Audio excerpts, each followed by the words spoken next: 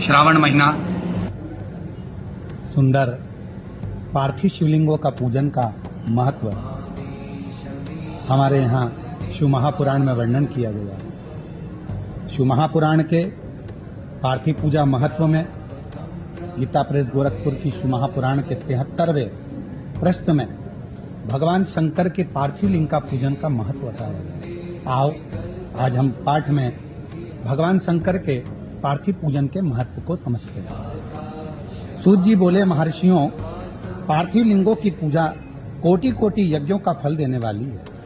कलयुग में लोगों के लिए शिवलिंग पूजन जैसा श्रेष्ठ दिखाई नहीं देता।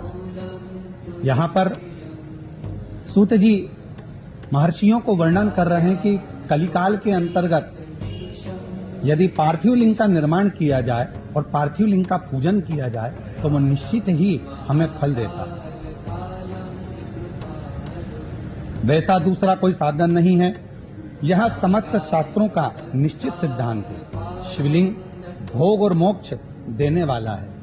जब हम भगवान शंकर का पार्थिव लिंग का पूजन करते हैं, किसी कामना से करते हैं, किसी कार्यवश करते हैं, मोक्ष की प्राप्ति के लिए करते हैं, तो शिव महापुराण की कथा कहती है कि वो प्रत्येक कामना को पूर्ण करता है। शिवलिंग का पूजन करने में चाहे स्त्रियां तथा अन्य सब लोगों का अधिकार होता है।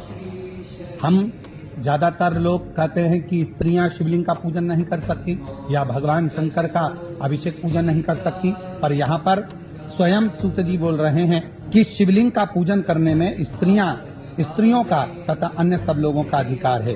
द्विजों के लिए वैदिक पद्धति से शिवलिंग का पूजन करना चाहिए।